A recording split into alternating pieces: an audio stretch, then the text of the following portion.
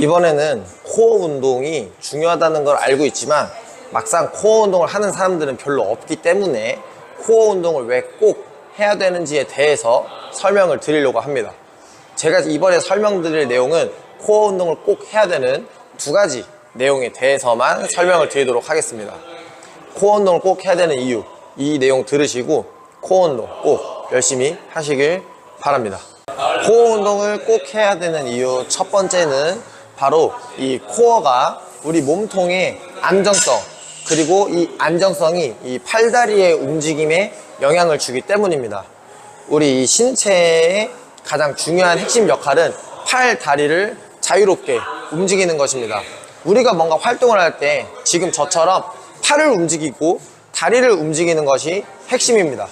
이때 이 코어는 골반을 안정시키고 갈비뼈를 안정시키는 역할을 해서 우리가 몸을 자유롭게 그리고 최대한 많이 쓰고 그리고 또 강한 힘을 발휘할 수 있게끔 만들어주는 역할을 합니다. 먼저 하체의 경우로 생각을 해봤을 때 이 코어가 이 골반을 제대로 잡아 주어야만 이 고관절에 있는 근육들이 제대로 힘을 쓸 수 있게 됩니다.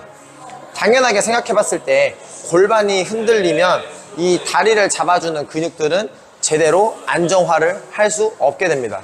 이건 너무나 당연한 순서라서 이 코어에서의 문제가 발생하면 고관절이나 무릎 그리고 발목에 통증이 생기게 되고 이 통증들 아무리 재활하려고 해봤자 이 코어가 골반을 제대로 잡아주지 못하는 상황에서는 재활에 실패하게 됩니다. 그래서 이 코어를 잡아주는 것이 이 하체의 입장에서 봤을 때 가장 기본적이면서도 가장 핵심이 됩니다.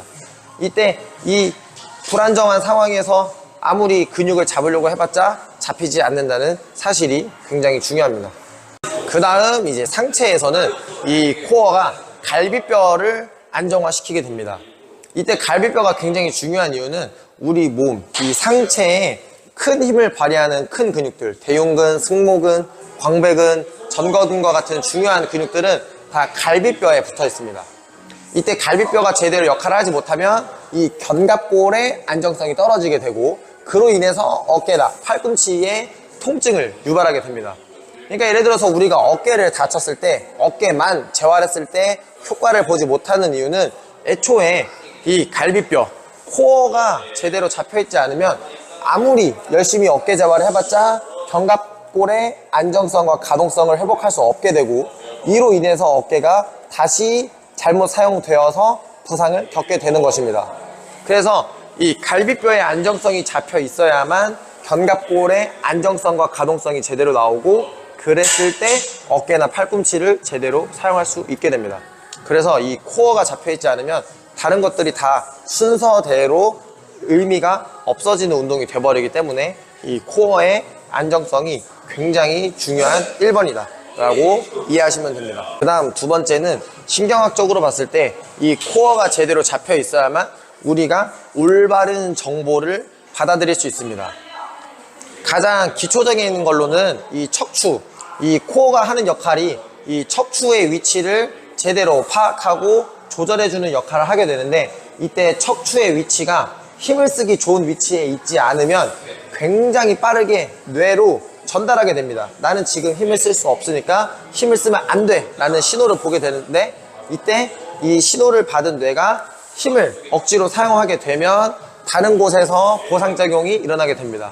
그래서 이 코어가 하는 역할이 단순히 척추의 자세를 잡는 것도 있겠지만 이 척추의 자세를 잡아줌으로 인해서 더 효과적으로 신경 전달을 해주고 이로 인해서 운동의 조절에 영향을 미치게 됩니다. 그래서 이 코어가 하는 역할이 우리 몸의 무게중심, 내 위치를 파악하고 내 척추가 굽어져 있는지 펴져 있는지 힘을 쓰기 좋은 자세로 되어 있는지를 빠르게 정보를 입력해서 전달해주게 되고 이 좋은 정보들이 모였을 때 좋은 움직임이 나오게 됩니다.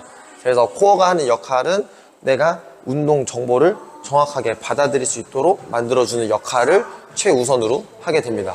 그래서 코어의 안정성이 잡혀있지 않고 불안정성이 심한 상태에서 내가 운동을 계속 하다 보면 좋지 않은 정보들이 뇌로 전달되니까 좋지 않은 움직임으로 운동을 하게 됩니다. 그럼 당연히 좋지 않은 움직임이 누적돼서 부상이 나타나게 되는 겁니다. 그래서 내가 운동을 잘하고 싶다라고 하면 이 코어가 제대로 잡혀 있어야만 좋은 정보를 뇌로 전달할 수 있고 좋은 동작을 반복할 수 있고 그래야만 운동 효과를 많이 볼 수 있다라고 이해하시면 됩니다. 총 정리를 해드리면 코어를 꼭 운동해야 되는 이유는 두 가지입니다. 1번은 해부학적인 이유, 안정화를 위한 해부학적인 이유. 두 번째는 정보를 받아들이는 신경학적인 이유, 즉 과학적으로도 코어 운동을 꼭 해야 되는 이유가 두 가지나 있게 됩니다. 그러면 이렇게는 중요한 코어 운동을 어떻게 해야 되는지는 다음번 영상에 알려드리도록 하겠습니다. 이렇게 차차 코어 운동을 어떻게 진행해야 되는지에 대해서도 설명하는 영상을 찍어서 알려드리도록 하겠습니다.